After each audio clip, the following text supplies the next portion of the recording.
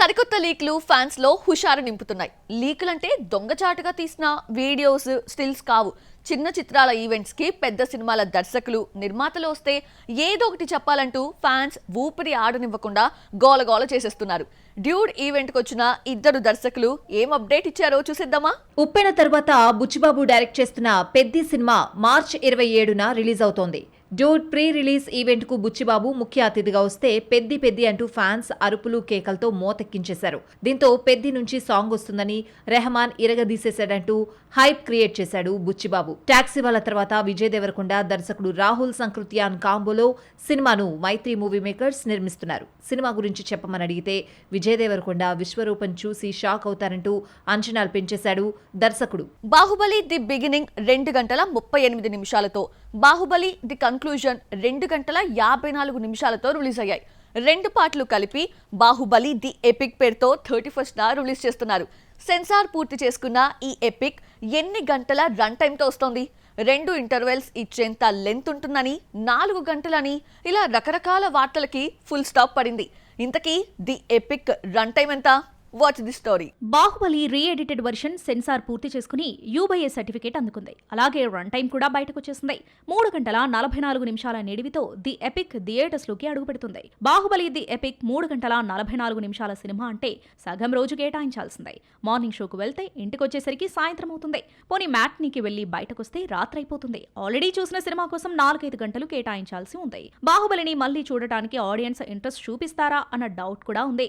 రాజమౌళి సినిమాలు రిలీజ్ అయినప్పుడే చూస్తారు గానీ ఆ తర్వాత మళ్లీ చూడమంటే చూడరు. RRR విషయంలో ఇది నిజమైంది. రాజమౌళికి పాన్ ఇంటర్నేషనల్ ఇమేజ్ తీసుకొచ్చిన RRR బిహైండ్ అండ్ బియాండ్ పేరుతో డాక్యుమెంటరీ రెడీ చేసి సెలెక్టెడ్ థియేటర్స్ లో రిలీజ్ చేశారు. అయితే ఆడియన్స్ ఈ డాక్యుమెంటరీపై ఇంట్రెస్ట్ చూపించలేదు. అసలు ఇది ఒకటి వచ్చిన సంగతే తెలియలేదు.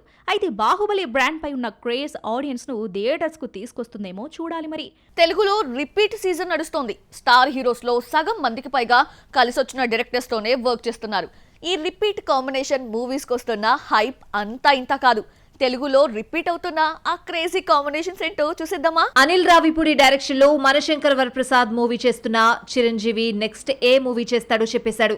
దసరా ఫేమ్ శ్రీకాంత్ ఓదెలా డైరెక్షన్ లో నటించే మూవీ ఆలస్యం కావడంతో బాబీకి ఛాన్స్ ఇచ్చాడు. మెగాస్టార్ కెరియర్ లో వాల్తేరు వీరయ్య హైయెస్ట్ గ్రాసర్ గా నిలిచింది. ఇంతటి హిట్ ఇచ్చిన బాబీకి చిరు మరో ఛాన్స్ ఇచ్చాడు. వాల్తేరు వీరయ్య తర్వాత బాబీ తీసిన డాకు మహారాజ్ కూడా సక్సెస్ కావడంతో హిట్ సెంటిమెంట్ ను మెగాస్టార్ కంటిన్యూ చేస్తున్నాడు. కొత్త వాళ్లకు ఛాన్స్లు ఇచ్చి వరుస హిట్స్ కొట్టిన బాలయ్య మారిపోయాడు. ఈ హీరో సినిమాల లైనప్ చూస్తూ ఉంటే కొత్త వాళ్ల కంటే హిట్స్ ఇచ్చిన డైరెక్టర్స్ నే రిపీట్ చేస్తున్నాడు.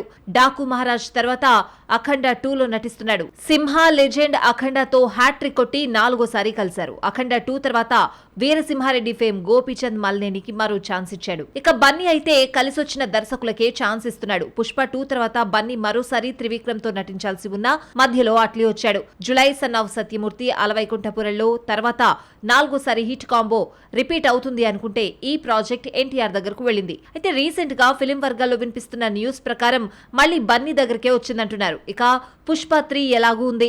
గేమ్ చేంజర్ తర్వాత రామ్ చరణ్ బుచ్చిబాబు దర్శకత్వంలో పెద్ది చేస్తున్నాడు. ఆ తర్వాత కలిసొచ్చిన సుకుమార్ కి ఛాన్స్ ఇచ్చాడు. ఈ ఇద్దరి కాంబోలో వచ్చిన రంగస్థలంతో చెర్రీ ఫస్ట్ టైం 100 కోట్ల మార్క్ దాటడమే కాదు, 130 కోట్లతో నాన్ బాహుబలి రికార్డ్ సెట్ చేశాడు. జల్సా తర్వాత పవన్ కొన్నేళ్ల పాటు సక్సెస్ చూడలేదు. ఇలాంటి టైంలో వచ్చిన గబ్బర్ సింగ్ పవన్ కు అదిరిపోయే హిట్ ఇచ్చింది. గబ్బర్ సింగ్ కాంబో ఉస్తాద్ భగత్ సింగ్ రూపొందుతోంది. ఓజీ హిట్ కావడంతో సీక్వెల్ కు డేట్స్ ఇస్తానని మాటిచ్చాడు. స్టార్సే కాదు యంగ్ హీరోలు సైతం హిట్ ఇచ్చిన డైరెక్టర్స్ ని రిపీట్ చేస్తున్నారు. దసరా హిట్ తర్వాత నాని, శ్రీకాంత్ ఓదెలా దర్శకత్వంలో ది ప్యారడైజ్ చేస్తున్నారు.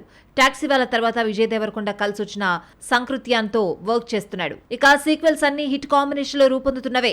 దేవర హిట్ తర్వాత కొరటాల శివ దేవర 2 స్క్రిప్ట్ తో రెడీగా ఉన్నాడు. ప్రశాంత్ నీల్ మూవీ తర్వాత తారక్ దేవర 2లో జాయిన్ అవుతాడు. ప్రభాస్ ఫౌజీ స్పిరిట్ పూర్తి చేసిన తర్వాతే సలార్ 2 కల్కి 2 గురించి ఆలోచిస్తాడు. ఈలోగా 2 ఏళ్లు గడిచిపోనుంది. తనకు బాగా కలిసొచ్చిన వెంకటేష్ ను అనిల్ రావిపూడి వదిలిపెట్టే సమస్యే లేదంటున్నాడు. F2, F3 సంక్రాంతికి వస్తున్న తర్వాత అనిల్ తీస్తున్న మనశంకర్ వరప్రసాద్ లో వెంకీకి క్యామియో రోల్ ఇచ్చాడు.